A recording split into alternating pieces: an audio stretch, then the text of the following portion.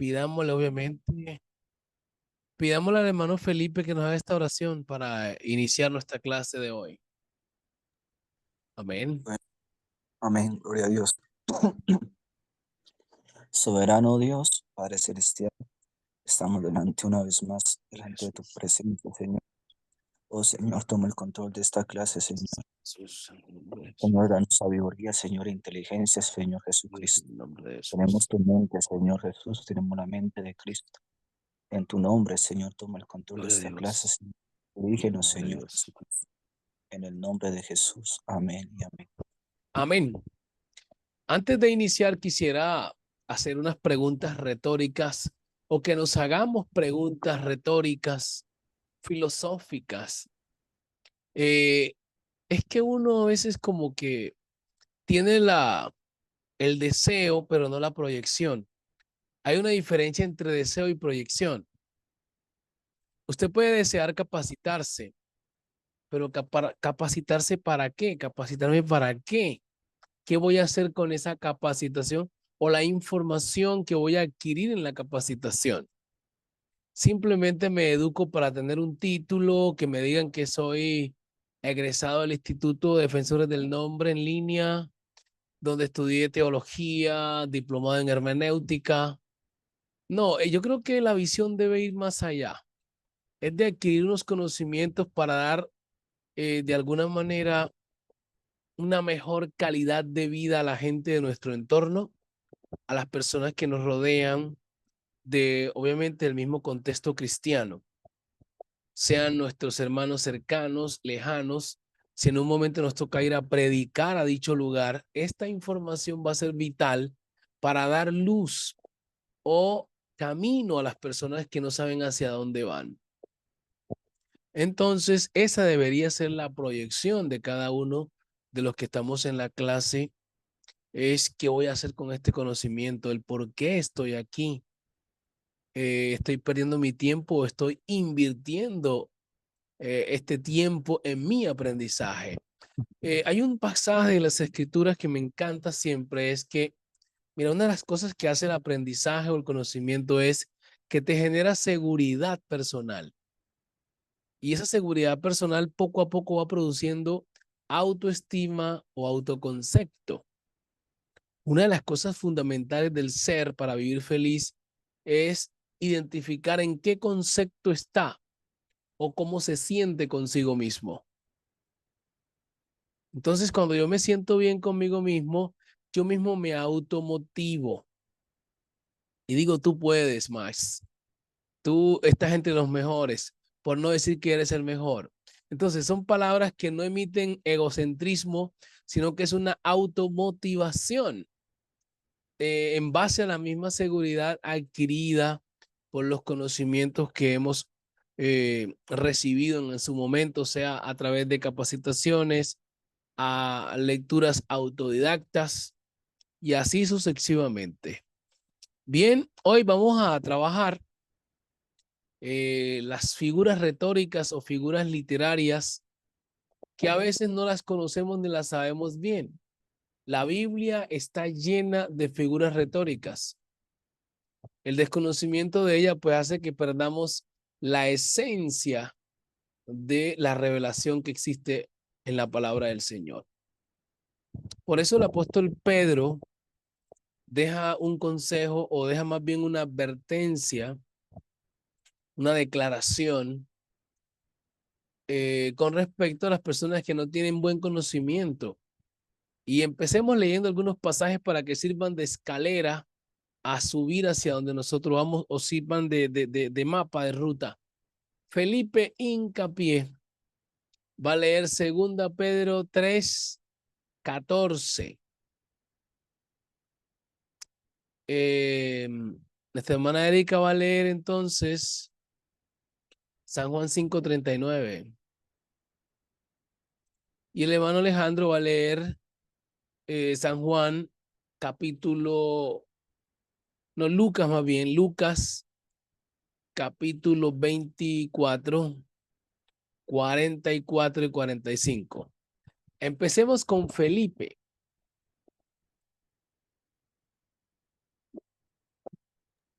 Amén, pastor. Amén. 3:14. Sí, segunda Pedro 3:14. Bueno, vamos a leer en el nombre de Jesús. Por lo cual, oh amados, estando en espera de estas cosas, procurad con diligencia ser hallados por él sin mancha, irreprensibles en paz. Sigo. Sí,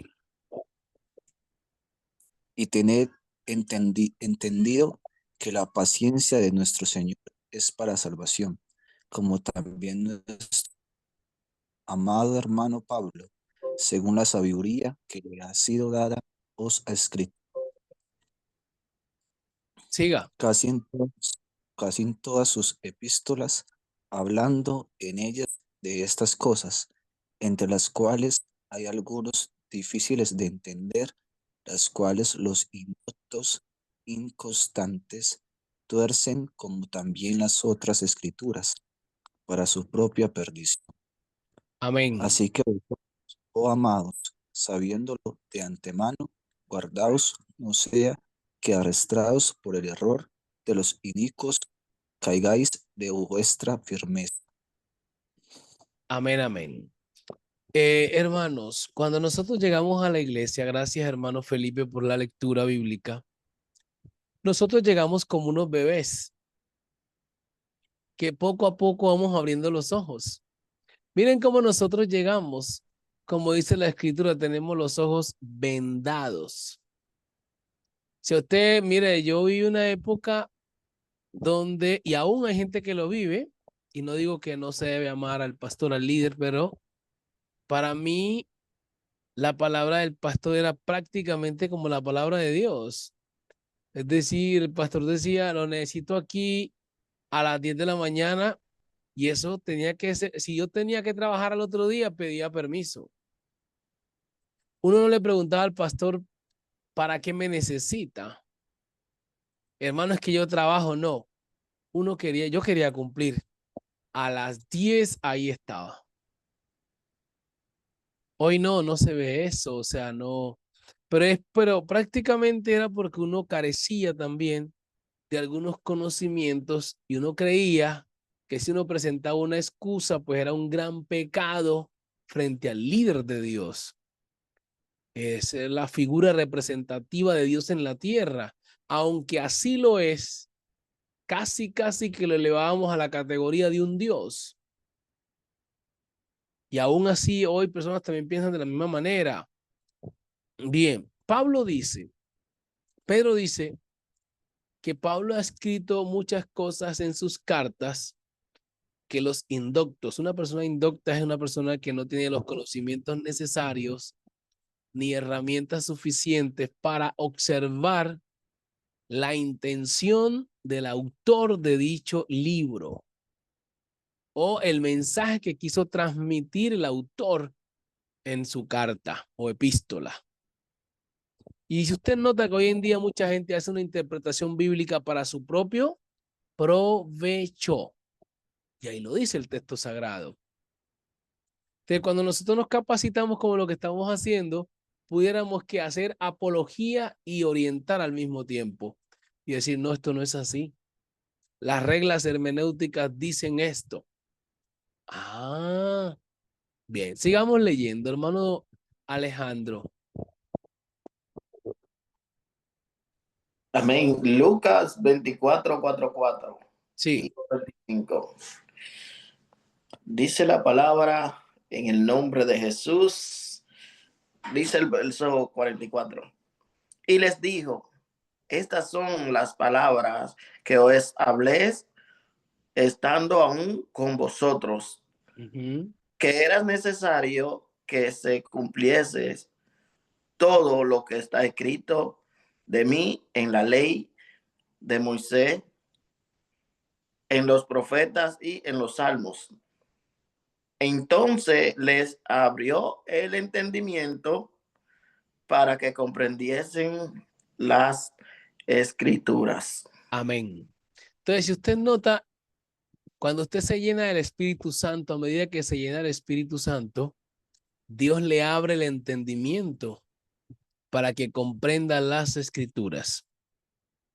Y entre usted más lee la palabra del Señor, más el Espíritu Santo le revela cosas. Voy a repetir eso. Entre más se llena del Espíritu Santo, más inteligente se vuelve para comprender las Escrituras. Y entre más lee las Escrituras, pues el Espíritu Santo le revela más la palabra. No sé si le ha pasado que a usted le toca predicar o enseñar. Usted dice, pero no tengo nada en la mente. Y empieza a hablar y en unos momentitos entra una fluidez que usted empieza a hablar y dice, cuando termina, pero yo dije todo eso. Hubo una iluminación de parte de Dios en base a lo que había en su mente. Hay un versículo que creo que miramos la vez pasada, que no lo expliqué del todo. Todo lo que tiene el Padre es mío, dice el texto. Creo que estábamos observando ese versículo. Por eso os dije que tomará de lo mío y os lo hará saber. Esto representa el conocimiento que usted tiene de parte de Dios. Pues el Espíritu Santo va a tomar ese conocimiento que usted tiene y te lo va a revelar. Eso representa ese versículo. Eso es lo que quiere decir. No es que sea otro ser pidiéndole a otro ser, no. Bien, vamos con nuestra hermana Erika Ramírez. Ajá, Amén. Juan capítulo 5, versículo 39. amén, Escudriñad las escrituras, porque a vosotros os parece que ellas tenéis la vida eterna, y ellas son las que dan testimonio de mí. amén. Si uno quiere profundizar en el Cristo, en el Dios que sirve, lo que tiene que hacer es escudriñar las escrituras. Y esto produce vida eterna, dice el texto. Y el Señor da esa recomendación, ese consejo. Escudriñen las escrituras. O sea versado en la palabra. Aprenda bien lo que usted ejercita o realiza. Por ejemplo, el hermano, yo creo que es barbero, el hermano Alejandro. Amén, así es. Bueno, hay un punto relevante en esto y en todos los negocios. Puede haber gente que se demore 1 hora para llegar donde está la barbería de Alejandro, pero él se siente bien con el corte que le hace el hermano. Y uno a veces no es que va al lugar por lo lejos o cercano, sino por el buen trabajo que le hacen, la dedicación, la manera con que lo hace. Entonces, nosotros podemos escuchar 10,000 predicadores, pero uno dice, me encanta este predicador y a este voy a escuchar. La manera como traza la palabra, la manera como expone, la actitud con que lo expone. Entonces uno se conecta con esa persona. Así pasa.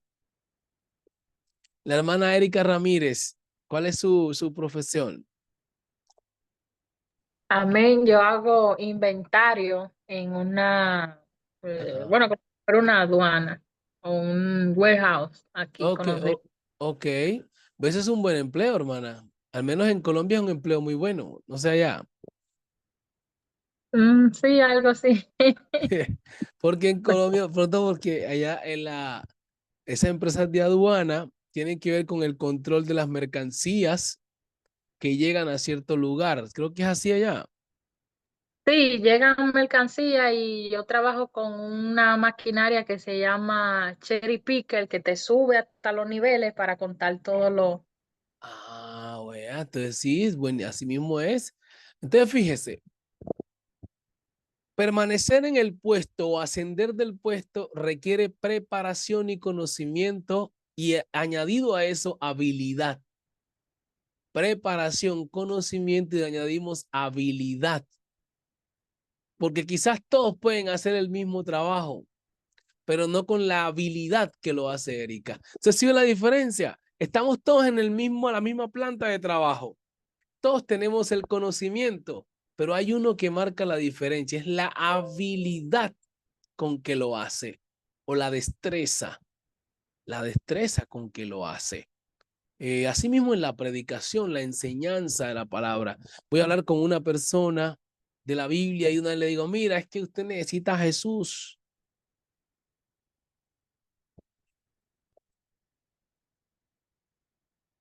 Poderoso. ¿Qué me pasó acá?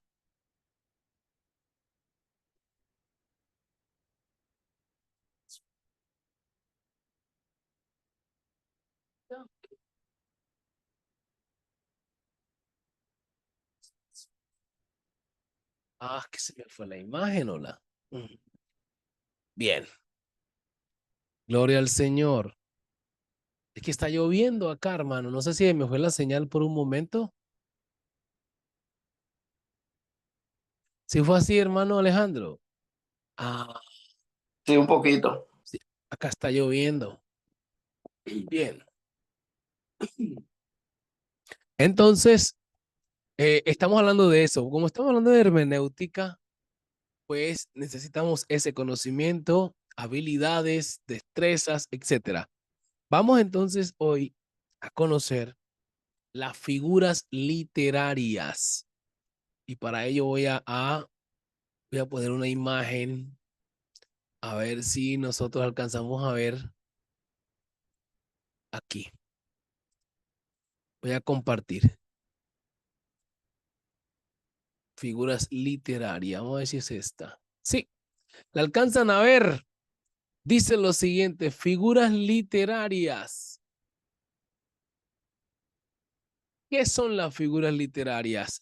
Las figuras literarias, tropos o figuras retóricas son una serie de giros del lenguaje que emplean para embellecer el discurso, especialmente en el contexto de la oratoria y de la literatura, alterando significativamente el modo común y cotidiano de emplear el idioma. Suelen usarse con fines estéticos y persuasivos. Por ejemplo, no es lo mismo que usted diga, esa predicación estuvo bonita, a que usted diga, esa predicación tenía un toque tan exquisito que de alguna manera me puso a palpitar las emociones y tuve una sensación agradable para acercarme a Dios. Entonces, mire todo lo que usted está haciendo, que alguien diga nomás, la predicación estuvo muy buena. ¿Cierto? Que es como más seco. Oye, la predicación como estuvo muy buena. Usted dice, ¿cómo estuvo la predicación en el culto hoy? No, definitivamente esa prédica tocó las fibras de mi corazón. Me hicieron palpitar de alegría hasta el punto de que estaba pensando que voy a estar más seguido escuchando prédicas. Entonces, esto ya embellece más el discurso. Y todo esto se hace con figuras literarias. Aquí tenemos, vamos a seguir. Especialmente en el contexto de la oratoria y de la literatura, alterando significativamente el modo común y cotidiano de emplear el idioma. Suelen usarse con fines estéticos y persuasivos, como parte de un discurso elaborado. O sea, usted debe elaborar su discurso. Y hacen énfasis en la función poética, que es lo que estaba haciendo yo ahorita, del lenguaje, la que se centra en el modo de transmitir el mensaje por encima del mensaje comunicado. También se la puede hallar en el lenguaje coloquial a manera de giros creativos o lúdicos. Aquí están las principales. Hermana Erika, léamelas, que hay bastante ahí. Mis principales figuras literarias son metáfora, símil, hipérbole, Ajá, hipérbole. onimía, sinedo. Bueno, son palabras que nunca lo hubiera escuchado. Ajá, metonimia, sinécdoque. Ajá, siga. Propopeya o personificación, Ajá, anáfora, alegoría, aliteración, imperbatón, onomastopeya, sinespasia, osimorón, oxímoron. Ajá, elixir, ajá. acidentón, policidetón. Amén. Ahí. ¿Habían escuchado todos estos términos? Todos estos términos están en la Biblia. O sea que todos estos términos que están allí, la Biblia, uno requiere de estos elementos para interpretar la Biblia en algunos casos. De modo que si uno no sabe o no los conoce, no tiene al menos una experiencia somera con estos términos, pues le queda más difícil acercarse a ciertos pasajes de las escrituras que requieren de poesía o tienen un género narrativo poético o sapiencial, etcétera. Entonces, todos estos elementos a nosotros nos ayudan a la comprensión del texto sagrado de una manera mucho más profunda. Así que vale la pena estar aquí. Vamos a continuar haciendo una explicación breve de cada uno de estos elementos y luego vamos a aplicarlos con la Biblia. Vamos a conocerlo de modo secular primero y cómo es que se usa con la Biblia. Voy a poner otra vez la pantalla.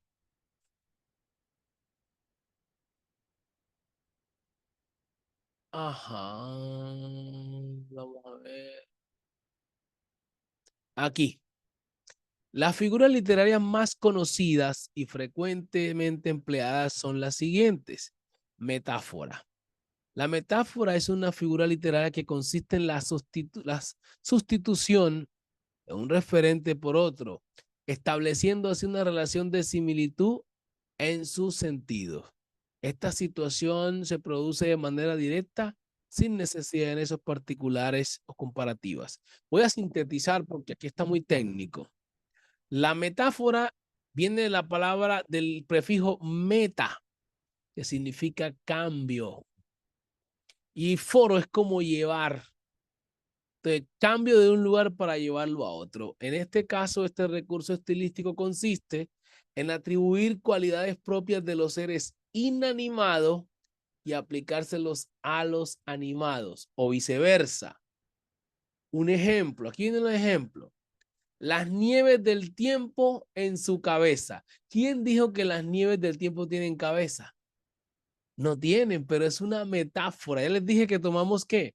Cualidades propias de los seres inanimados y se las aplicamos a los animados. En este caso, la nieve la estamos convirtiendo en una personificación como si fuera un ser al cual le podemos poner cabeza. ¿Sí lo ven? Entonces, esto se llamaría metáfora. Usted está hablando con alguien y le dice, oiga, pero usted tiene cabeza de nieve. Y le dice, pero oiga, pero usted me está ofendiendo. Y dice, no, no, no. Es una metáfora y quiero decir que eres un hombre de cabeza fría. Eres un hombre muy tranquilo. Ah, pensé que me ofendías. No, no, no. Es una manera de hablar educadamente o poéticamente, quizás para decirle a alguien que debería observar o revisar algo que él tiene que puede ser perjudicial o favorable. Un ejemplo, si usted quiere darle un consejo a un hermano que está cometiendo un error con metáforas y anda con una persona que le están perjudicando la vida espiritual, usted dice, oiga, fíjese que te voy a dar un consejo.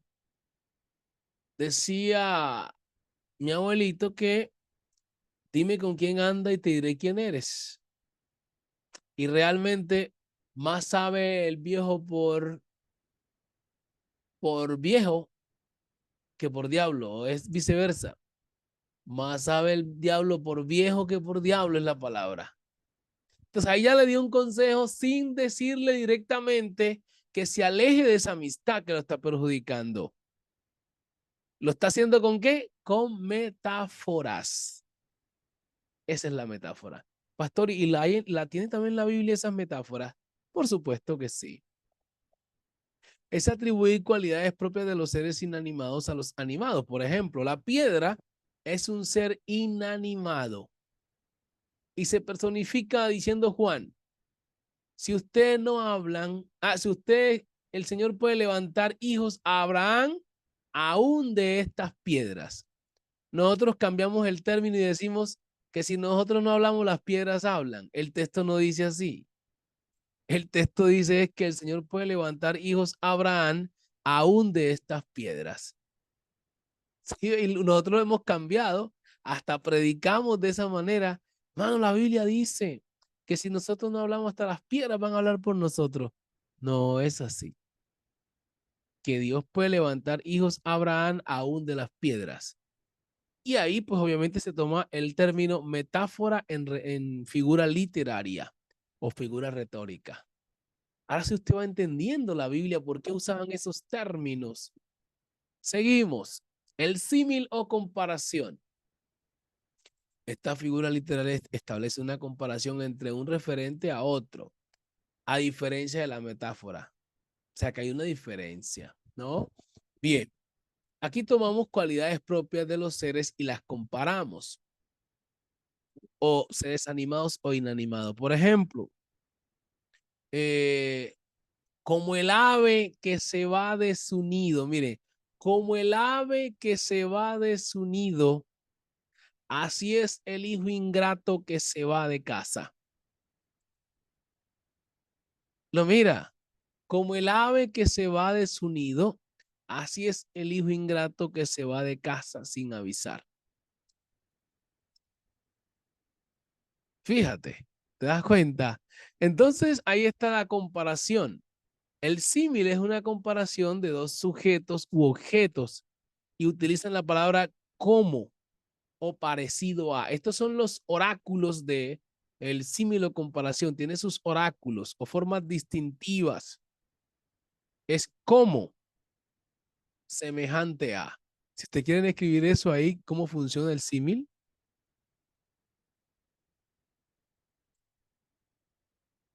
El oráculo es semejante a, parecido a o como. Ahora lo vamos a ver con textos bíblicos. Hipérbole, vamos rápido. Aquí, por ejemplo, miren, aquí hay otros ejemplos literales. Sus cabellos eran blancos como la nieve. ¿Se acuerdan que en la Biblia en Apocalipsis habla así? En esos términos, el anciano de días, el anciano, sus cabellos blancos. Ahí hay símiles o comparaciones. Sus brazos parecían ramas quebradas. Mire la palabra parecido a. Ahí aparece parecido a. ¿Cómo? O semejante a. Vieron que Jesús dijo, el reino de los cielos es semejante a. Ahí es símil. Vamos aprendiendo. ¿Sí ven? Y todo eso está en la Biblia. El reino de los cielos es semejante a un hombre que yéndose lejos repartió sus bienes a sus siervos. A uno le dio tantos talentos, a otro tantos talentos. Ahí está comparando el reino con una empresa. ¿Lo notan? Y los siervos son los que ejercen o sirven en su iglesia, sea para cantar, evangelizar, predicar. Ese dinero que les entregó representa los dones, talentos y habilidades que Dios nos ha dado, que hay que multiplicarlos o ponerlos en uso. Ahí vamos entendiendo entonces los símiles o comparación. Hipérbole es una figura literaria que consiste en exagerar las cosas a propósito, ¿no? Ejemplo, nosotros decimos a veces, esta persona hace más ruido que un tren. Dice, uy, hace más ruido que un tren. ¿Qué más? La voz, esa voz de esta persona, oye, tu voz es una voz de trueno. ¿Sí? Esto es hipérbole, exagera. Tienes el cuello tan largo como el de una garza. Hipérbole. O el de una jirafa. Tienes el cuello tan alto como el de una jirafa. Hipérbole. Por ejemplo, oiga, te tomaste todo el día te tomaste para arreglar el grifo. Apenas se tomó quizás una hora, hora y media, pero la persona dice que se tomó todo el día. Oye, usted se tomó todo el día para eso. Ahí es exageración, es hipérbole. Yo te quiero de la tierra al cielo. Hipérbole. ¿Sí ve? Son exageraciones, hipérbole. Y así sucesivamente. Vamos a seguir. La metonimia. La misma palabra meto viene de cambio otra vez. Meta, meto, meta, cambio. Puede considerarse como una forma específica de metáfora. que toma el nombre de una cosa por la otra. O sea, es parecida a la metáfora. Y dice, la cual está aparentada o tiene un nexo cercano. Ejemplo, Amalía fue siempre fiel a la iglesia, pero no hace referencia, ¿qué dice? Para referirse a la religión católica. Aquí no es distintivo de que sea, aquí ponen católico, pero no es que sea simplemente la católica, sino cualquier tipo de iglesia a la cual la persona pertenezca en ese contexto. Bien. Vamos al sinécdoque. Me gusta mucho esta frase sinécdoque porque yo la uso mucho. La sinécdoque aquí pues está hablado en otros términos más técnicos. Yo lo hago simple. Puede considerar como otra forma de metáfora en la que se usa al hombre, oiga esto, al nombre de una cosa en lugar de la categoría mayor a la que pertenece. Especie, grupo, organización, entre otras. Se usa el nombre de una parte por el todo. Es decir, la sinécdoque consiste en palabras simples, el conjunto de una parte por el todo. Yo tengo en mi clase de teología a República Dominicana estudiando conmigo. ¿Está bien dicho, hermana Erika? Tengo a República Dominicana en mi clase de teología. A ver, ¿está bien dicho o mal dicho? No está Ujú. otro lenguaje diferente. ¿Pero está bien dicho o está mal dicho? No está bien dicho. No está bien dicho. Vamos a ver, hermano Alejandro, qué dice. ¿Está bien dicho o mal dicho? Amén, está bien dicho, ¿Por qué? porque ahí se aplicó la sinécdoque, Oh, excelente, excelente, sí, señor. que presenta el todo por la parte. Wow, muy bien, excelente, mi hermano. Ahora sí la hermana Erika lo va a querer más, o yo, que está brillando. Amén, amén, así es. Representa la parte por el todo. Entonces, Alejandro y Erika son República Dominicana porque son una parte de República Dominicana por el gentilicio. Son dominicanos. Y como la sinécdoque representa una parte por el todo o el todo por la parte, entonces te dice, ah, sí, lo dijo bien, solo que aplicó sinécdoque. Ya. Él hizo un uso de recurso estilístico de las figuras literarias que se llama sinécdoque. Entonces, en un diálogo uno dice, oiga, pero esa persona cómo habla así que República Dominicana está acá. Ah, no, no, espérate, lo que pasa es que él está hablando en un lenguaje muy técnico. Ven, te lo explico. Él está haciendo uso de una figura retórica que se llama sinécdoque, que habla del conjunto de un todo por la parte. Entonces la persona dice, wow, aprendí una nueva hoy. Sin la punta. Eso es. Muy bien. Aquí estamos aplicándolo de forma secular. Ahora vamos a la Biblia. Ahora vamos a la Biblia. Vamos a la prosopopeya. Hay muchísima prosopopeya en la Biblia o personificación. Es una figura literaria que consiste en atribución, oiga, esto sé muy bien, de propiedades o actitudes humanas a un objeto. Es una prosopopeya o una personificación. Esto se enseña en español, solo que uno se le olvida. Algunos no la ven, porque dependiendo del profesor de español. Bien, esto puede hacerse con el fin de describir ese referente de una manera más eficaz o bien para expresar el estado de ánimo del emisor. Ejemplo, el río corría veloz por la ladera para decir que fluía de manera ininterrumpida, es decir, muy rápida. Si oigo, oh, el hermano Felipe tiene pies de gacela en la cancha de fútbol, ahí va piel de gacela en el campo. ¿Qué estoy diciendo ahí entonces, hermano Felipe? Que es muy rápido. Exacto, ahí que estamos usando. A lo Lionel Messi. No, pero ¿qué estamos usando aquí en lo que estamos estudiando? No, prosopopeya, esa vaina. Exacto. Prosopopeya. Esa es. Prosopopeya. Ajá. Otra. Otra. Esa chica tenía los ojos tan agudos que penetró mi corazón. Imagínate. ¿Ahí qué es? Prosopopeya también. Entonces dice, wow, pero qué ojos, porque una saeta. Entonces, estas son prosopopeyas. Se usan mucho en el tema poético.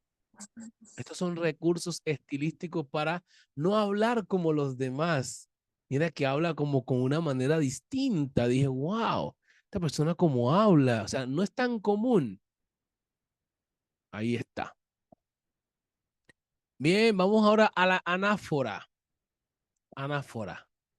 Es una figura literaria que consiste en la repetición rítmica de sonidos o sílabas dentro de un verso o una frase con el propósito de establecer un ritmo o en sentido determinado. Ejemplo, Miguel y Celeste se encuentran. Miguel la abraza, Celeste la besa. Miren que esa anáfora es para los versos en poesía. Miren, Miguel y Celeste se encuentran. Miguel la abraza, Celeste lo besa. Tú y tus miedos, tú y tus fracasos. Mira ahí, repite. Consiste en la repetición rítmica. O sea, puedes repetir dos cosas distintas, pero siempre van teniendo como una similitud en el encuentro de las dos cosas. Tú y tus miedos. Los miedos pertenecen a quién? A ti. Ahí están las dos cosas, el ritmo. Tú y tus fracasos. ¿Se lo ve? Entonces el miedo acarrea fracaso. Aquí, tú y tus ganas de perder. Todo esto va en ritmo, porque parte de los miedos acarrea fracasos y por eso pierde. Vivos se los llevaron y vivos los queremos. Anáfora. ¿Lo ven? Ahí está. Alegoría. También la tenemos para la Biblia. Es una figura retórica que consiste en referirse a algo sin nombrarlo. Eso es una alegoría. Se refiere a algo sin nombrarlo. Un ejemplo. Dicen por ahí que Felipe, Erika, Alejandro y Carolina están en clases. Pero no hemos dicho quién dijo eso. Dicen por ahí. Una alegoría. Ah, no, es que usted dijo que tal. No, yo no he dicho sí. Yo dije que dijeron, que tal persona dijo, no. Yo dije, dicen por ahí. Hablé en alegorías. No mencioné nombre de persona. Entonces, esto nos ayuda también para librarnos de comentarios, ¿cierto? Para explicar también cosas. Ejemplo, cuando te fuiste, lo perdí todo. En otras palabras, no es que lo perdió todo, sino que sufrió mucho. Porque cuando alguien está cerca de alguien que quiere, pues tiene ilusiones, tiene sueños, metas junto a esa persona. Y si la persona se va, pues eso se derrumba. Entonces se pierden muchas cosas. Dice, lo nuestro es un tesoro por muchos codiciado, para expresar que tienen una relación muy valiosa. Es así. Y que genera envidia al mismo tiempo. Muy bien, eso es alegoría. Aliteración. Léame ahí, hermano Alejandro. La aliteración.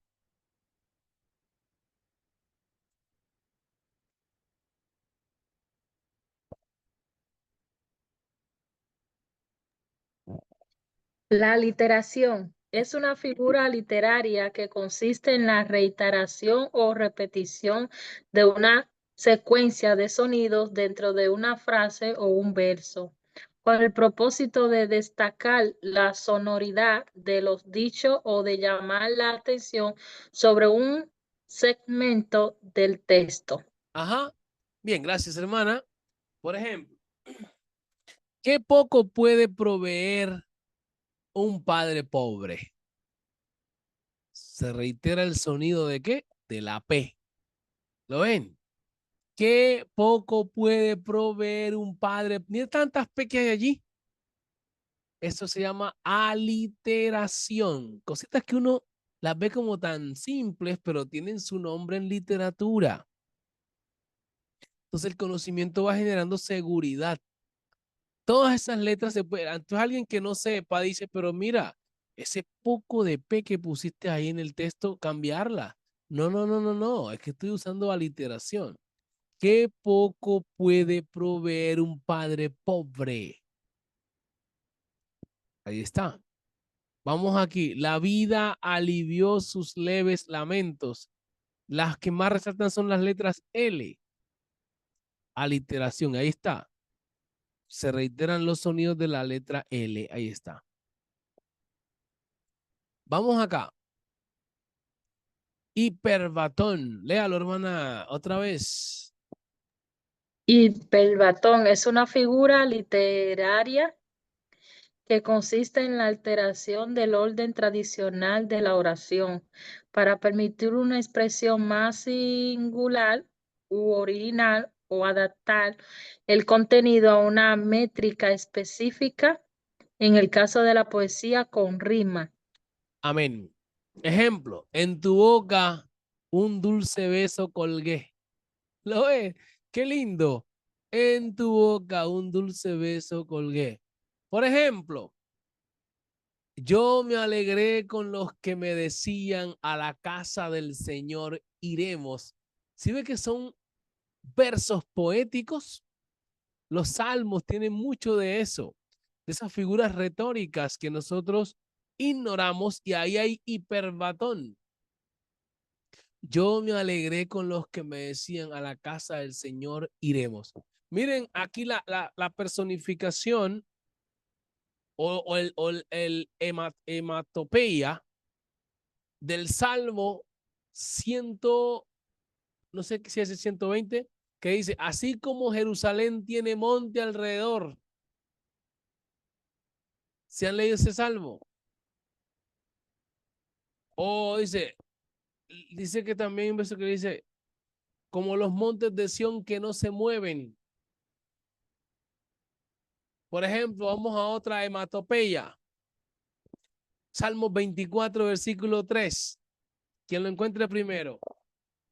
Ahora sí vamos a empezar a leer la Biblia porque vamos a entender todos estos términos tan hermosos. Salmo 24:3. 24:3, ¿qué dice? Vivos nos habría tragado entonces No, no, no, cuando el se... Salmo 24, verso 3. Salmo 24:3, ¿no es ese? Sí, Salmos. No, Oh, no, 24. iba a decir, tiene que decir, ¿quién subirá al monte del Señor? Algo así. Ajá, Así que dice, ajá, ¿quién subirá al monte del Señor y quién estará en su lugar santo? ajá, ahí. ¿Cómo así que monte del Señor, hermano Alejandro? ¿Será que el Señor tiene monte? Y allá en el monte tiene un lugar santo. A ver, explíqueme eso. Ajá. Bueno, según lo que estamos aprendiendo, se le aplica acá la, la omatropía. ¿Cómo? Hematopeya, sí. Om- Hematopeya, sí, señor. Hematopea. Sí, Y al hematopea. mismo tiempo es una metáfora. Por eso les invito a que este video lo vean una y otra vez y escriban en sus notas o investiguen los términos para manejarlos en la mente. Por ejemplo, la metáfora que consiste en tomar cualidades propias de los seres inanimados y aplicárselos a los animados. La personificación es lo mismo. Entonces, la palabra monte de Dios también es una personificación de la presencia de Dios. Miren que ahí estamos aplicando esta figura. Y el que no lo entiende, pues, ahora, vamos a los versículos más adelante del mismo Salmo 24, versículo 5, por ejemplo, mi hermano. ¿Qué dice? Amén. Verso 5 dice, escribirá bendición de Dios y justicia de Dios de salvación. Ujú. Siga.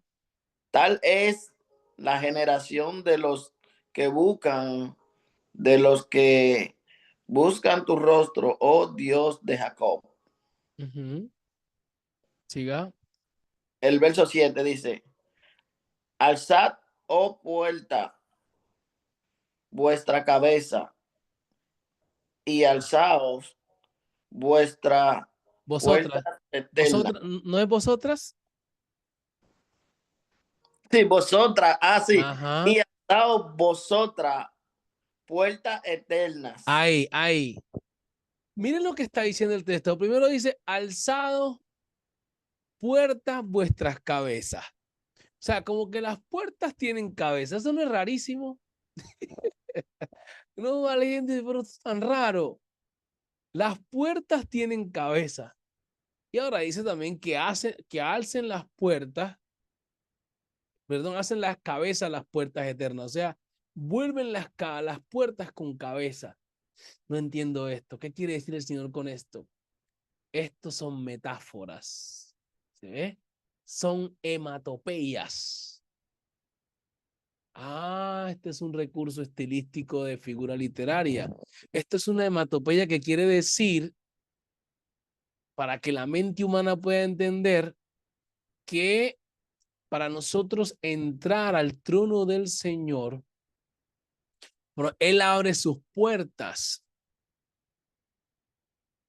y nosotros ingresamos por la fe a esas puertas eternas que representa el cielo o la eternidad. ¿Sí ve? Ese es lo que está queriéndonos decir el texto allí. Cuando dice entrará el Rey de Gloria, también ahí hay un tipo del advenimiento de Cristo en su ascensión y también su advenimiento. Recuerden que Jesús vino y regresó. Entonces las puertas de la eternidad se abrieron para entrar en el tiempo el Mesías y luego regresa a su eternidad. Eso se llaman como cambios de estados en términos más naturales. Y los salmistas están diciendo eso.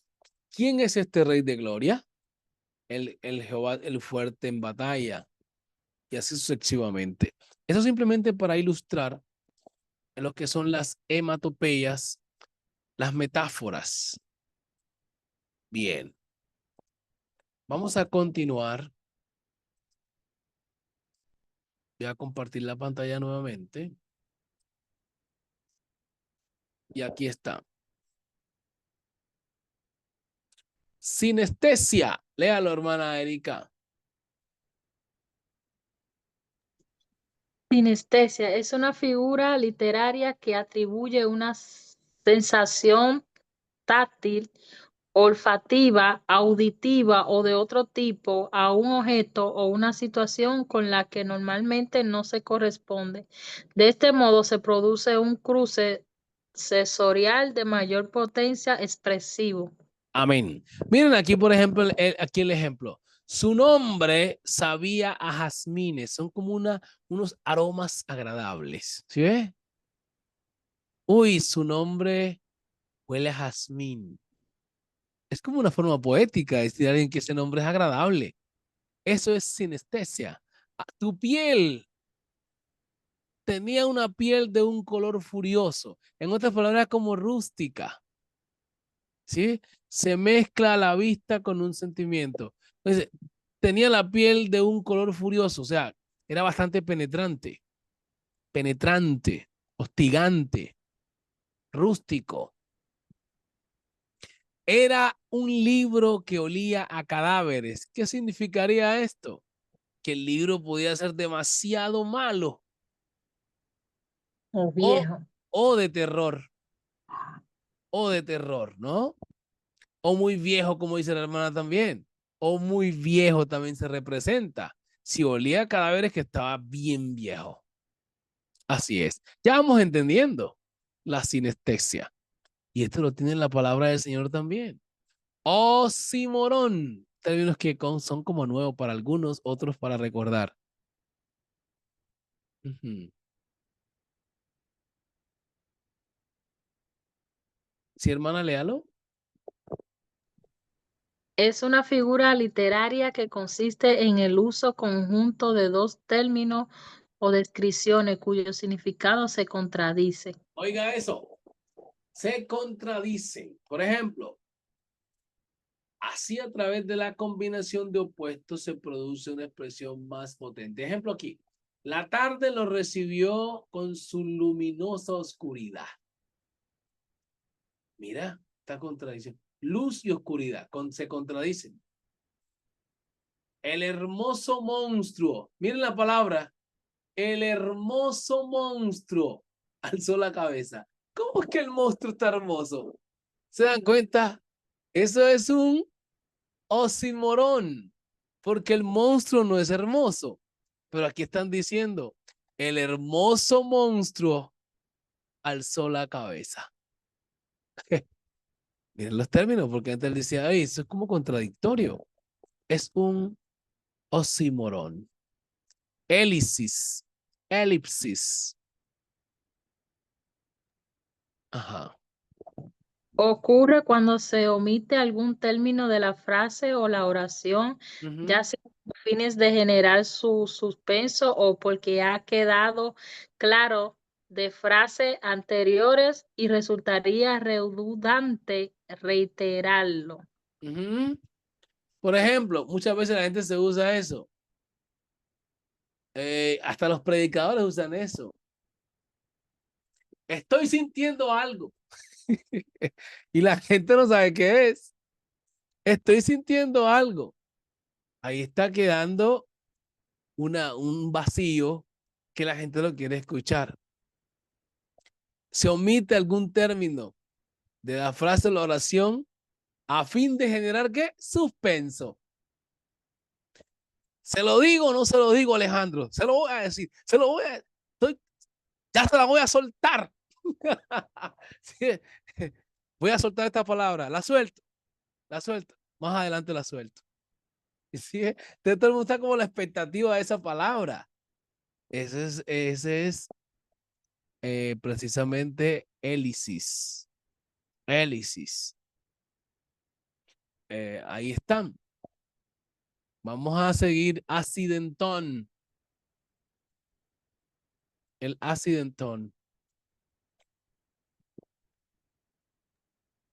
Es una figura literaria que consiste en la supresión de un nexo copulativo dentro de una enumeración o un contexto donde comúnmente se usaría.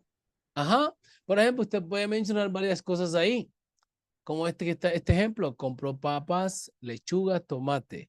Del cielo caían relámpagos, nieve, riegos de todo tipo. Acidentón. Aquí, policidentón. Es la figura literaria contraria a la acidentón, ya que consiste en incorporar un nexo copulativo en donde normalmente no iría, generando un sentido de repetición dentro de la frase. Ajá, dice así. La noche llegó y también la brisa y la desesperación. Aquí hay una continuidad de lo mismo. Una continuidad, o sea que es diferente, no se puede confundir al acidentón que va llevando como una especie de secuencia. Acá simplemente va repitiendo y generando un sentido que va acumulándose una cosa con la otra. La noche llegó y también la brisa y la desesperación. Y tú y yo, y tú y yo y nosotros. Te parece como raro, uno dice, ¿cómo así que tú y yo y nosotros? No solamente sería tú y yo. Ah, pero ese y nosotros también es aceptado en la gramática si se aplica como poliaccidentón. Ahí está. Muy bien, voy a cerrar aquí y vamos a hacer una pequeña interpelación con cada uno. Felipe hincapié. Quiero que me den sus propios términos. Felipe, ¿me escucha? Sí, señor, lo escucho. De acuerdo a lo que hemos ido aprendiendo, ¿cree usted relevante e importante lo que estamos estudiando? Y si sí, ¿por qué? Y si no, también ¿por qué?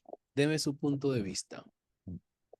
No, muy importante, mi hijo, porque cuando uno va a la escritura a leer, uno ya se da cuenta si es una metáfora, si Jesús está hablando con metáforas, o es una, ¿cómo es la palabra esa rarita? Eh, Propeya, esa. Prosopopeya, ajá, prosopopeya. Ajá, Eh, entonces es importante eso porque cuando ya uno va a leer las escrituras, uno se da cuenta que es una metáfora, es eso, o que es, o es una, bueno, alguna de esas ramas literarias. sí, Es muy señor. importante eso. Sí, señor, muy bien, excelente, así es. Estamos captando bien. Hay una que me faltó ponérselas ahí por el tiempo, que se llama antropomorfismo. El antropomorfismo viene del griego antro, que significa hombre. Perdón, antropos. Antropos, que significa hombre. Y morfe, significa Mi- forma. Entonces, antropomorfismo, ¿qué sería, Felipe? Eso no es cuando dice David sobre la derecha, algo así. Sí, sí. Ahí son antropomorfismos correctos. Es tomar cualidades propias de un ser natural y se puede aplicar a uno sobrenatural. Esos son antropomorfismos, por ejemplo. Y el Y Señor la mente, está, Dios tiene cuando mente para poder. Apocalipsis 4, ¿no? Apocalipsis 4 que dice que cuando abrió el cielo, vio a uno sentado en el trono. Pero si la Biblia dice que Dios lo llena todo, ¿cómo así que se sienta? Analice eso. Si Él lo llena todo y está por encima de todos los cielos, ¿cómo es que estaba sentado en el cielo? Tremendo eso. ¿Se ha puesto a pensar en eso? Entonces, lo ve Juan sentado en un trono en el cielo, pero los mismos cielos le quedan pequeños al Señor, porque Él fue que creó los cielos y la tierra. O sea que Él ya estaba en un lugar, en ese lugar de eternidad. Y el mismo escritor, Salomón, dice que los cielos de los cielos no te pueden contener. Entonces esas se llaman como antropomorfismo. Vi en la mano derecha del que estaba sentado en el trono un libro sellado por dentro y por fuera. ¿Cómo es que tiene mano el Señor? ¿Y cómo es que tiene un libro también en su mano? La pregunta es, ¿Dios tiene mano? Ujú. Hermana Erika Alejandro, ¿Dios tiene mano? Ajá. Ahí aplicaron el antropomorfismo, la cualidad Ujú. natural, Ajá. atribuírsela a lo divino. Perfecto, sí, señor. Ahí está. Es correcto. Si no supiéramos eso, ahí quedamos nosotros como que, oye, ¿y yo cómo explico esto ahora? Si ven lo relevante e importante que son estas figuras literarias, o sea que haber tomado la decisión de estudiar este curso de interpretación bíblica va a ser y es de mucha bendición para todos los que están acá y para todos los que lo hagan, porque comprenderán mejor la palabra del Señor y al comprenderla la fe crece. Bien, hermana Erika, ¿por qué cree que es relevante esto que estamos estudiando en esta clase de hoy? Bueno, por muchas razones, a la hora de expresar un texto a una persona, ¿verdad? Y después no la expresamos completamente, pues es importante todo lo que estamos aprendiendo, eh, tanto para aplicarlo para el texto y tanto también para ver los tesoros escondidos que hay en un texto, porque nos podemos gozar. Siempre leíamos antes la palabra normal, pero no le dábamos como esa pausa de buscar más allá que monte o vamos a poner un texto bíblico que dice que en el templo la falda o los vestidos del Señor como que cubrían el templo. Sí, sí, ajá. O Sí, sea, como sí. que cubre el templo. Y entonces, ¿cómo vamos a ver? Oiga, tremendo, así es, así es. Oiga, mire la hermana citó ese versículo impactante ahí. Cualquiera que va leyendo se queda con eso en la cabeza, de que las faldas del Señor tienen el templo. Ahora, la pregunta es, ¿por qué Isaías ve al Señor con unas faldas tan largas que cubren todo el templo? Esa es la pregunta que hay. Porque la visión tiene una representación que enseña algo al profeta. O sea, antes de ser profeta, porque ahí recién está recibiendo como la revelación para ser profeta a las naciones. Pero Dios se le aparece a él de esa manera. Felipe, ¿por qué aparece con faldas largas en la visión? Cada vez que Dios se te aparece o le aparece a alguien en una figura, le está enseñando algo que existe en la realidad natural, para que lo sepan. Cuando se le aparece en la zarza, esa zarza existía en la realidad natural. Muchas zarzas se prendían allá. Lo que le llamó la atención a Moisés es que esta zarza no se quema. Pero no es que él no haya visto zarza prenderse, él veía constantemente zarzas que se prendían. Lo que le llamó la atención es que esta no se consume. Y ahí dice el texto. Se acercó para ver por qué esta zarza no se consumía. Y ahí hay un coro de eso, ¿no? Hay un coro de eso. Moisés quería saber por qué la zarza ardía y no se consumía. Quería saber. Oyó una voz del cielo que le decía: quita, quita, quita la sandalia de tus pies, porque el lugar que pisas santo es. Entonces, ahí está el punto. Él era normalmente que él viera eso, pero lo que le llama la atención es que esta zarza no se quema. Ajá, hermana Erika. Me acuerdo que estamos en el mismo tema, pero me acuerdo que usted hubiera dejado que investigáramos los tipos de texto. Sí, Y ahí sí. ese pasaje de Isaías, pues entonces sería algo descriptivo que aplicaríamos ahí en el texto. Así Porque la parte es. descriptivo, conforme a la información que busqué, es que se utiliza para detallar la característica de algo o alguien, ya sea una persona, un objeto, de cómo es, cómo ha sido o cómo será cada detalle. Wow, así Y si, es. por ejemplo, he escuchado, dice que se puede como transmitir una imagen, se puede hacer en diría que Isaías miraba una imagen que se creó o Dios le permitió algo en su mente. Amén. Sí, está bonito eso porque estamos aplicando lo estudiado, lo aprendido. Ya nos vemos como más técnicos, profesionales, y eso es bonito porque embellece la conversación. La gente, quiero decirles que cuando yo tenía unos, ¿cuántos años? Unos 20 años, digamos, 21 años, empezamos una cosa que se llamó como, era una especie de competencia de lectura entre los creyentes que estábamos en la iglesia, sobre todo éramos un grupito como de 3, que decidimos cada uno estudiar una área.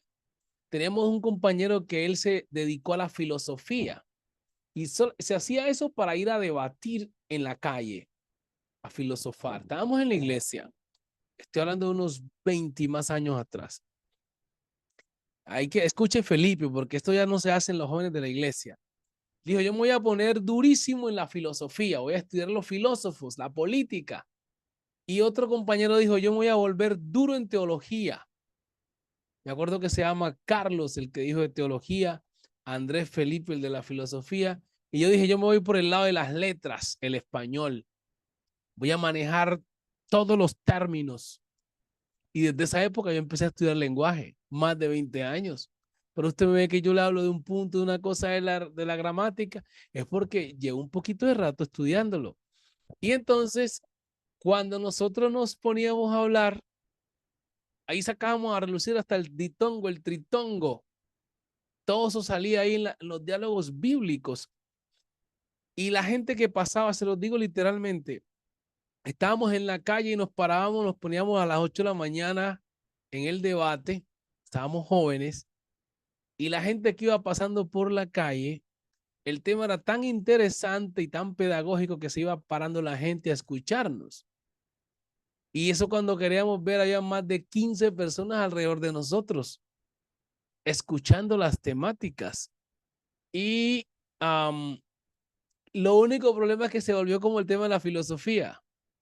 Ya nos llamaron como que desocupados porque ahí nos quedamos hasta la 1, 2 de la tarde debatiendo desde la mañana. No trabajábamos. Entonces nos exhortaron. Pero no, usted póngase a trabajar, hermano. Pero nos sirvió un poquito eso de querer leer e investigar. Y hoy os digo también que podemos hacerlo ya no con ese mismo tiempo, pero sí al menos sacar unas 2 horas para nuestro estudio diariamente. Y todo esto le va a servir a usted, sea en una congregación, a nivel personal, en todos los aspectos de la vida. Amén. Muy bien. Carolina Blandón, ¿está escuchándome? Ya me dijo que no podía hablar, pero quiero saber si me está escuchando.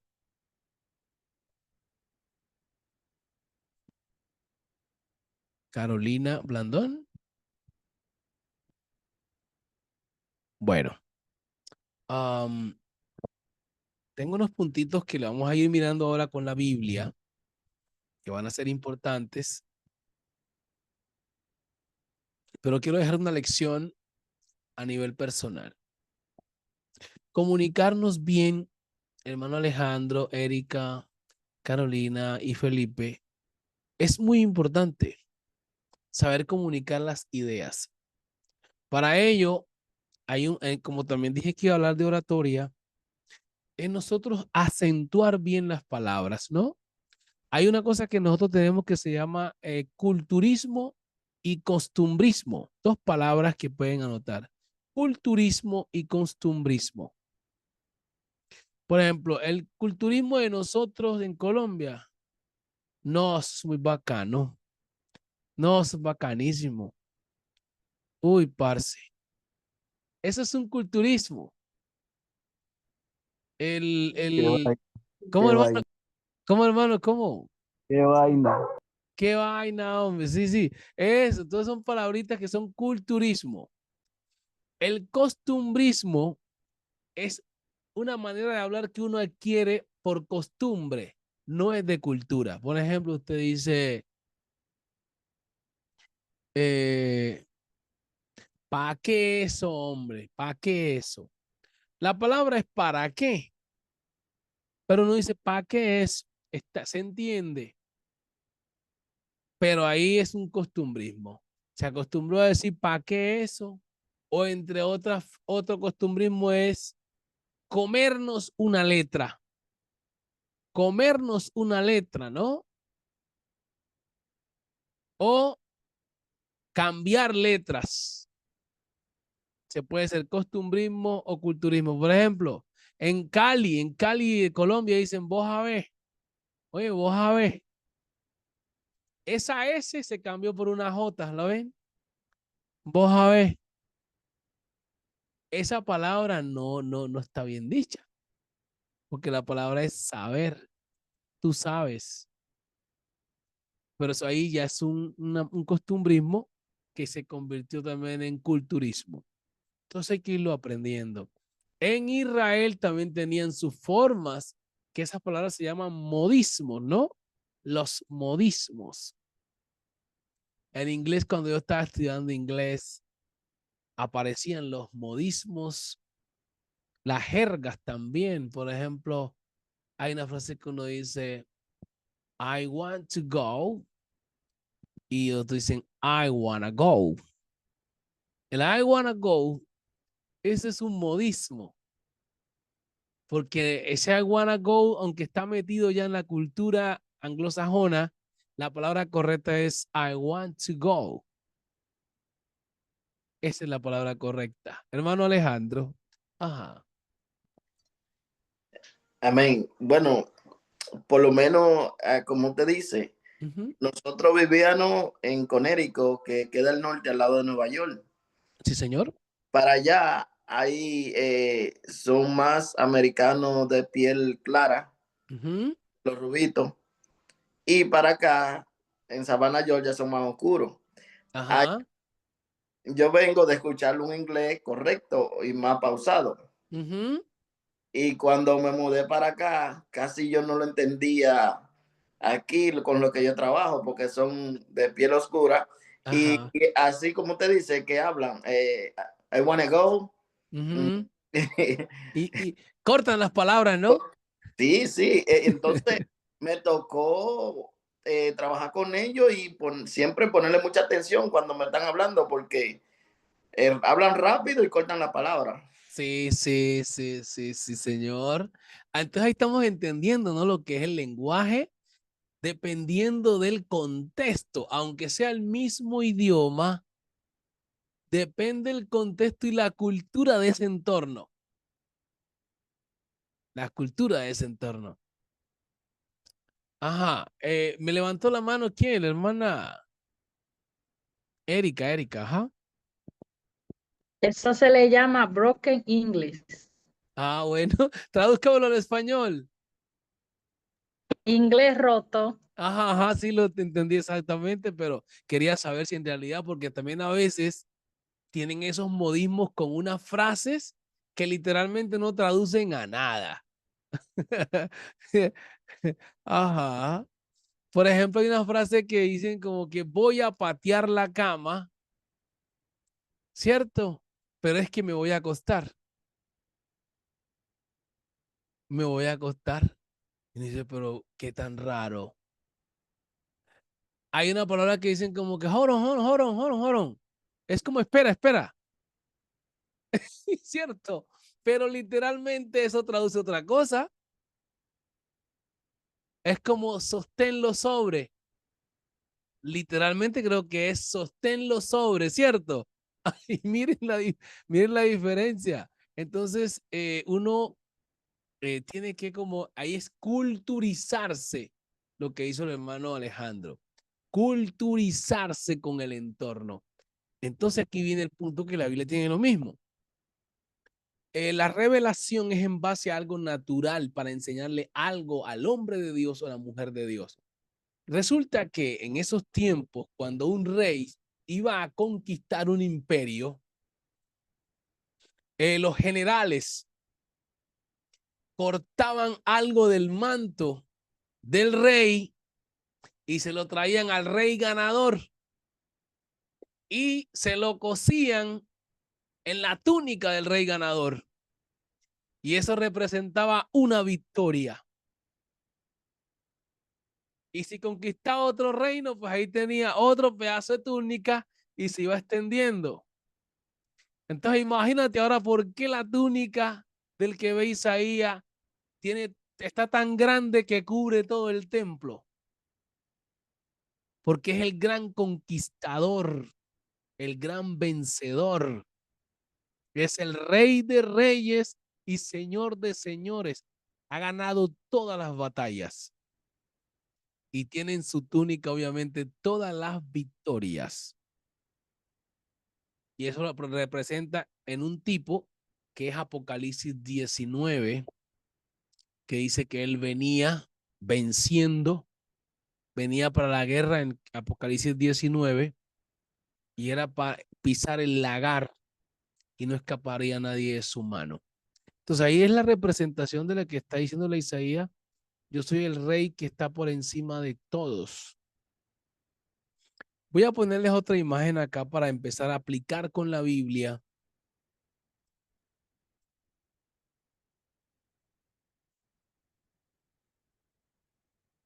Y vamos a gozarnos ahora sí. Vamos con el símil. Símil, hermana, ya lo sabemos todo. Vamos a leer ahora sí. Mateo 3:16, hermano Felipe. Hechos 2, al 3, hermano Alejandro. Segunda Timoteo 2:3. al 5, hermana Erika. Estamos trabajando con el símil, con la palabra del Señor. Mateo 3:16, ¿quién le tocó?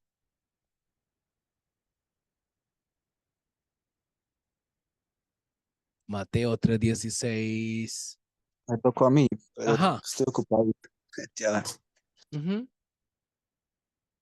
Entonces vamos con Hechos 2, 2 al 3 mientras el hermano Felipe se prepara. Amén. Sí.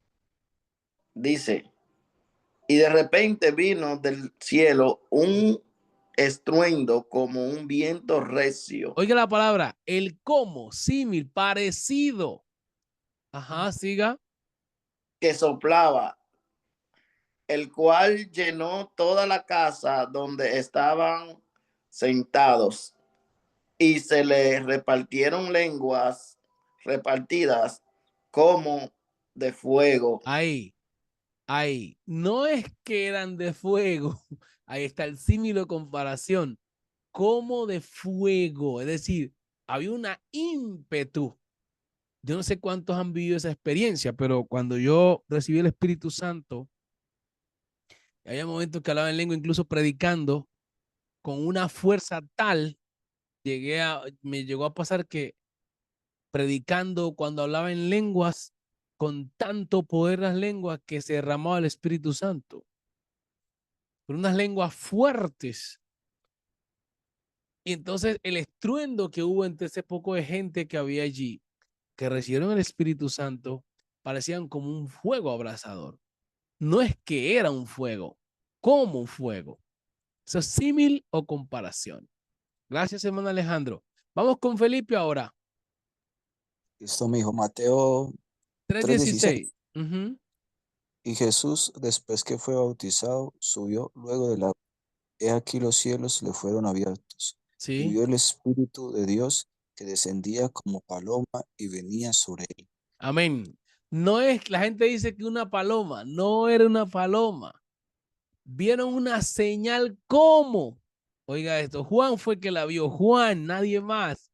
Juan la vio como paloma, pero no era una paloma. Ahí está la diferencia. Es una representación que de revelación como señal de que este era el Mesías. A ella se le había dicho, la señal es esta. El que vea descender el Espíritu como una paloma, ese es. Pero no es que descendió el Espíritu y se metió en Jesús. No, fue una señal que aparece para que Juan identifique. Porque ese es Dios manifestado en carne. No necesita recibir Espíritu Santo. ¿Entiendes? Entonces, una señal simplemente. Un símil, comparación. Segunda Timoteo 2, 3 al 5, hermana. Amén. Tú pues sufre penalidades como buen soldado de Jesucristo. Ahí la palabra como. Siempre os dije, el símil comparación está con el como semejante a o parecido a.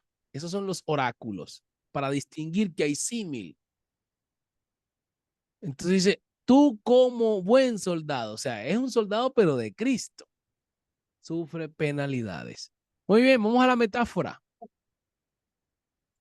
Isaías 59:1, hermano Alejandro. San Juan 6:35, hermana Erika. Y San Juan 8:12, hermano Felipe.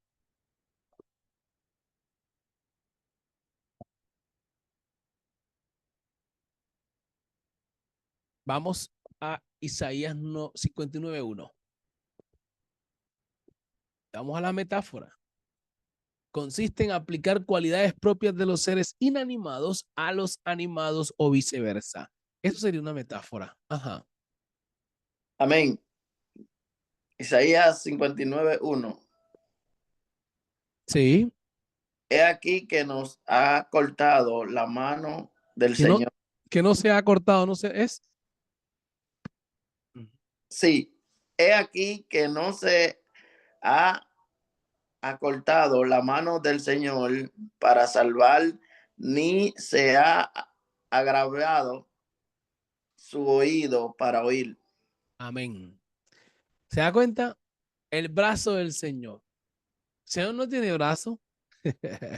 Pero ahí funcionan dos cosas, la metáfora y el antropomorfismo. Ahí están los dos. Vamos a Isaías, a San Juan 6:35. ¿Quién tocó? Amén. Jesús le dijo, yo soy el pan de vida, y el que a mí viene nunca tendrá hambre, y el que en mí cree no tendrá sed jamás. Amén. ¿Se dan cuenta que el pan está representando la vida? Metáfora.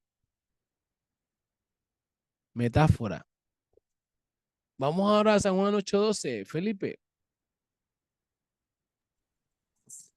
Otra vez Jesús les habló diciendo, yo soy la luz del mundo. El que me sigue no andará en tinieblas, sino que tendrá la luz de la vida. Amén. ¿Se dan cuenta? Ahí tenemos metáfora. 1 Corintios 3:9, hermano Alejandro. Jesús dijo, yo soy la luz del mundo. O sea, Jesús está tomando la personificación o las cualidades de la luz para alumbrar el intelecto, iluminar al que está en oscuridad. Tomando las cualidades de la luz para aplicárselas a esa deidad. Metáfora. Vamos a ver, hermano Alejandro, con 1 Corintios 3:9. Amén. Dice, porque nosotros no somos colaboradores de Dios y vosotros sois alabanza de Dios, edificio de Dios. Amén. Escuche, usted dijo, ¿no somos colaboradores o somos? Somos. Porque nosotros somos colaboradores de Dios. Sí, somos colaboradores. ¿Y que ellos son qué? El edificio. ¿Y Amén. quién lo estaba construyendo? Pablo y sus compañeros de trabajo en la predicación. ¿Sí ves? Entonces, la metáfora es que los compara o los pone con las cualidades de un edificio y ellos son los arquitectos. Por eso Pablo dice, yo como perito arquitecto puse el fundamento. Y si otro pone uno diferente, mire cómo edifica, porque todos serán probados como el oro. Entonces, ahí uno tiene que entender que el apóstol está hablando es acerca del fundamento doctrinal y no de la aplicación que hace mucha gente con respecto a que, hermano, tenemos que ser probados como el oro. No, no, el sentido del texto no es así. El sentido del texto es que todo predicador que intente traerle una doctrina distinta a los corintios tiene que pasar la prueba de los fundamentos que ellos tienen. De otra manera, dice, se va a venir abajo lo que ellos creen, porque no tiene base, no tiene fundamento. Y él le dice a los de Colosas, pues hay que edificar en el fundamento de apóstoles y profetas. A los Gálatas les habla más fuerte. Si alguien trae un evangelio diferente al que nosotros tenemos, sea maldito. O sea, en otras palabras, nosotros somos los constructores autorizados por el Señor. Ganamos hay una palabra, la licitación espiritual. Ganamos la licitación espiritual para esta construcción. En algunos países tienen que licitar para hacer algunas obras públicas. Esa licitación es que se presentan ante las partes jurídicas y ahí concursan. Y los que ganan son los que van a construir. Entonces Pablo dice que, y aquí está Efesios 2:20, lo dice, edificados bajo el fundamento de apóstoles y profetas. Pleonasmo. Miren esta palabra que no la vimos ahora. Pleonasmo. Se denomina pleonasmo a una figura retórica que consiste en producir una mayor intensidad en la frase a través de añadir términos redundantes, innecesarios. O sea, se repite una cosa que no es necesario repetirla. Eso es un pleonasmo. Génesis 40:23. Vamos buscando, Felipe. Efesios 3:20, hermano Alejandro. Esos dos.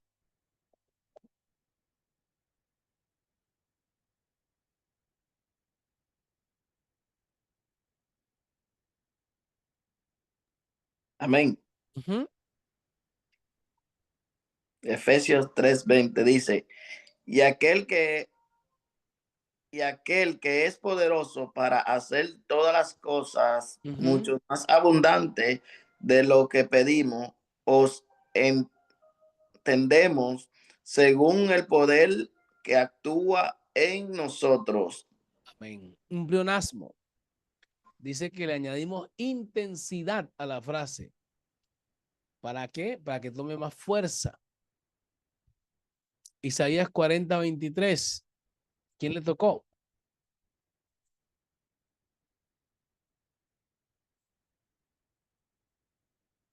Quien lo encuentre me lo puede leer.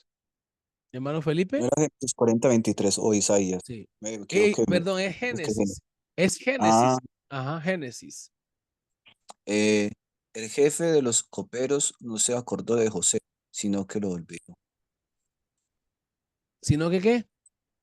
Lo olvidó. Ajá. Siga leyendo. Sí, sí, sí. Pero, ¿40 qué? 23. Sí, en adelante.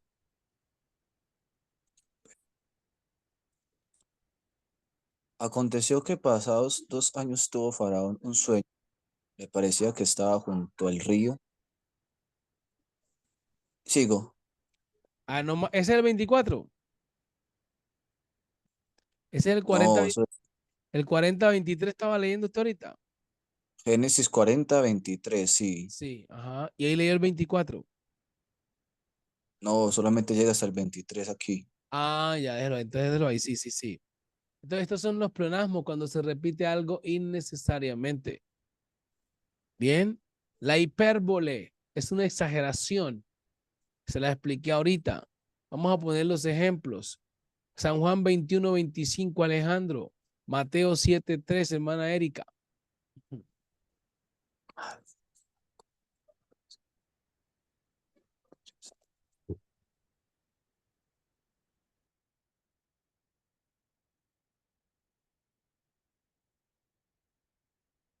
Amén, pastor.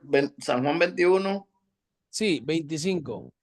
Amén. Dice, y hay también otras muchas cosas que hizo Jesús, las cuales si se escribieran una por una, pienso que ni aún en el mundo caberían los libros que se habrían de escribir. Amén.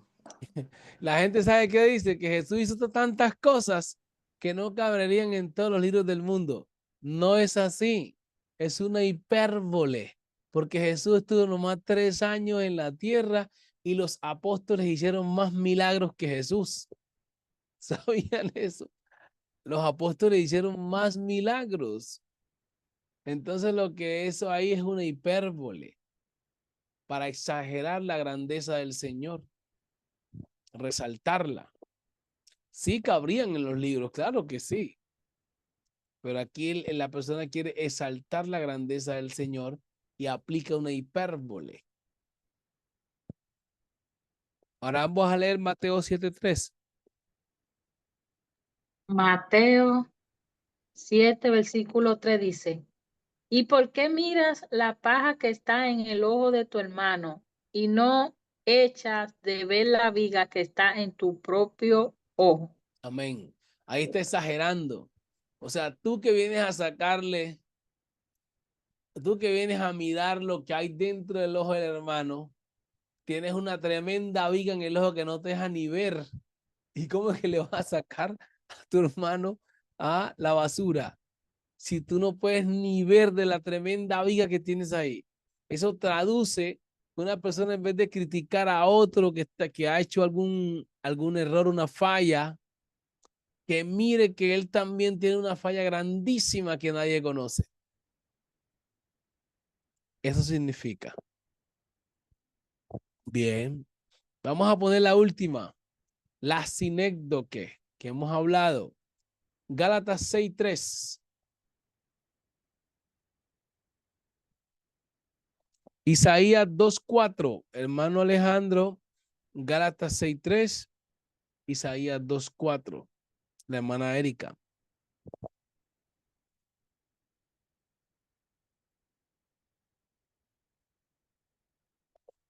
Ujú.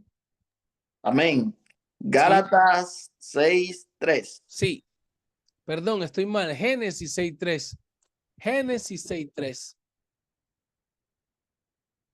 Sinécdoque es el conjunto de un todo por la parte.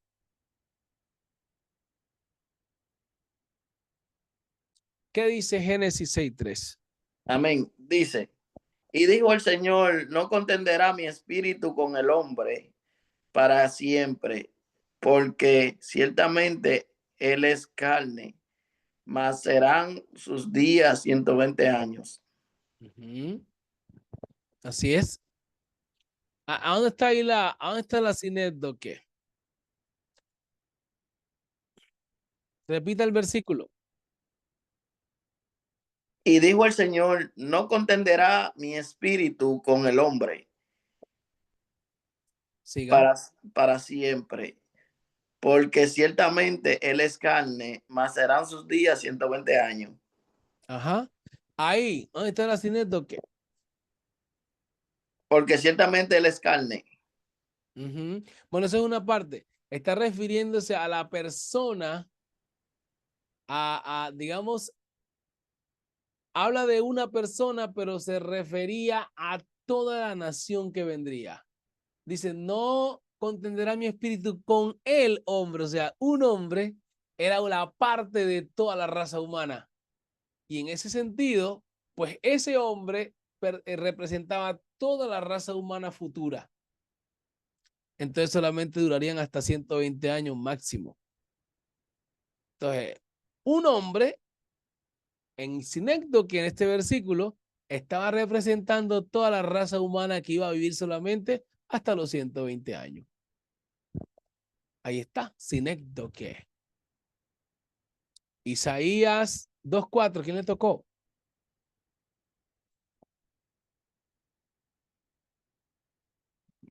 Amén. Isaías 2:4 dice, y juzgará entre las naciones y reprenderá a muchos pueblos y volverán a sus espadas en rejas de arado y sus lanzas en hoces.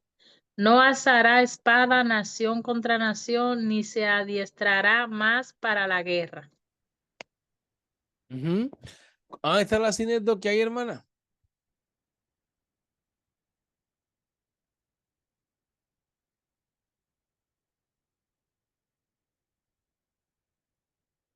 Ahí habla de 2 armas, recuerda. ¿Cuántas armas hablan ahí en el verso 4? Lea el 4.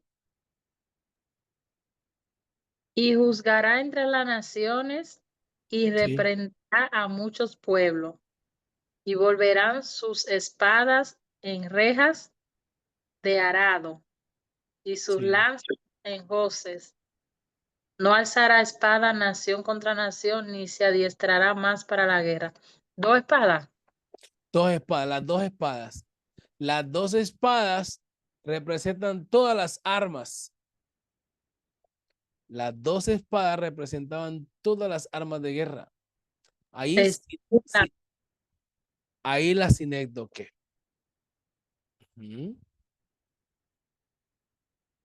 Amén. Bueno, la próxima clase vamos a continuar con las demás. Faltan bastante todavía. Faltan bastante. Las fábulas, el enigma, los modismos hebraicos, el modismo de tiempo, el antropomorfismo, ya lo vimos. Los tipos y figuras. Los tipos. Así que vamos a prepararnos para la próxima semana, mirar el resto que falta. Y así que les felicito por haber estado hoy en esta clase. Vamos a seguir. Solamente les invito, empápense de lo que vimos hoy. No les vamos a dejar tareas, sino que empápense de lo que vimos hoy. ¿Había alguna tarea que dejamos? ¿Mana Erika? Sí, usted dejó una tarea, por ejemplo, los puntos importantes de la interpretación bíblica. Por ejemplo, texto, conocerlo, tipo y su género, como por ejemplo, A, narrativo; B, expositivo; Ujú. argumentativo, descriptivo, y después dejo el análisis de la obra literaria, Ajá. poética y samperciales en prosa, la geografía bíblica, la Ujú. cultura, el sectarismo o Sí. también examinar las cartas de Pablo, carta de Colosa, cómo se comportaba, su cultura y, Ujú. y ya. Amén, amén. Alejandro, ¿investigó algo? Muy bien, hermana Erika, está bien aplicada. Gloria a Dios. El hermano Alejandro, yo iba a decir el pastor Alejandro. Amén, Amén. amén. Bueno, usted dijo que también lo Ujú. que yo sé es que usted dijo que busca un verso bíblico Ujú. y para explicarlo en 2 minutos, si, qué tipo de verso era. Ajá. Ujú. Amén. Entonces yo tomé el verso Hechos 2:38 Ujú. y déjame buscarlo aquí. 2:38. Amén. Dice, Pedro le dijo, arrepentíos y bautícense cada uno de vosotros en el nombre de Jesucristo para perdón de los pecados y recibiréis el don del Espíritu Santo. Amén. Bueno, aquí podemos ver eh, lo que Pedro le está exhortando luego de decirle a ellos. Amén. Sí. Y el texto podemos ver que el texto es informativo porque le está dando una información. Amén. Amén.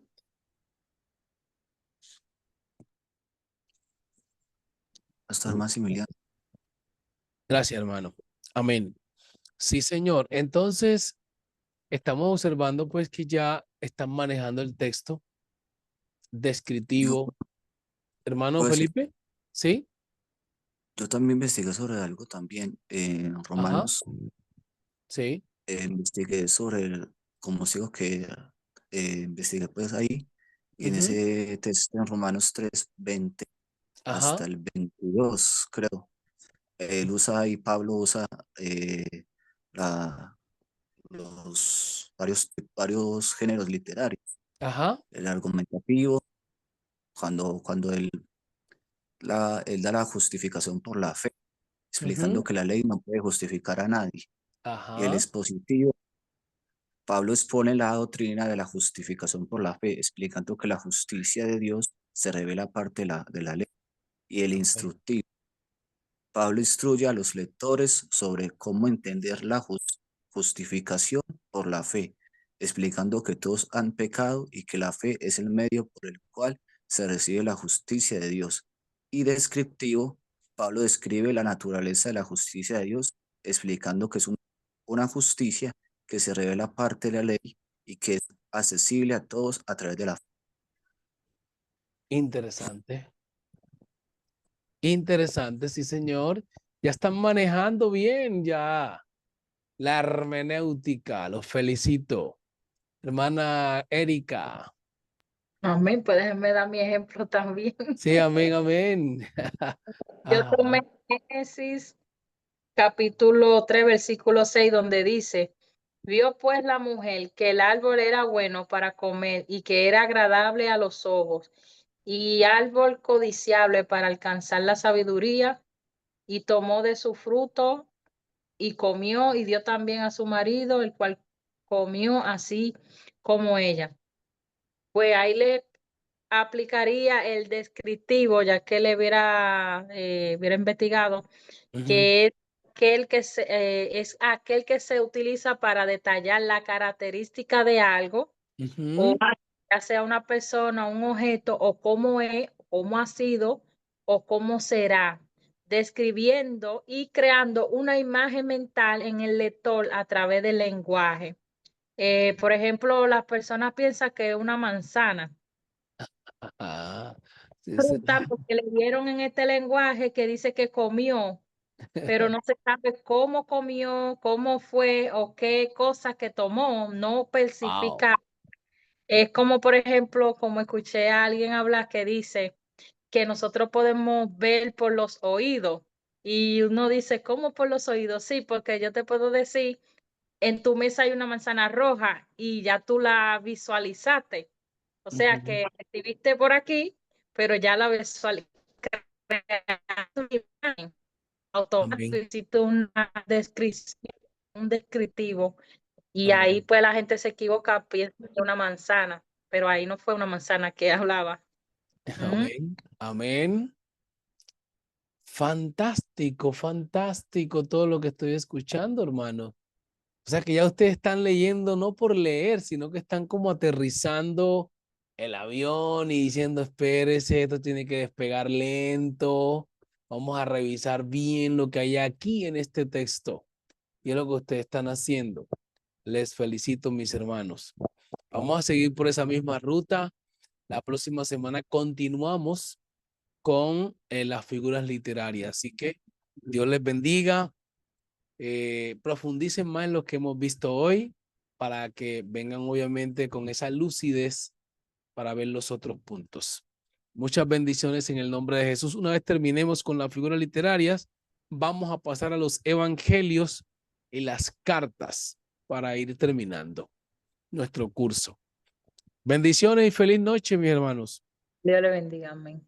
Amén, amén, Padre Cristo. Te bendiga. Amén. Amén, amén.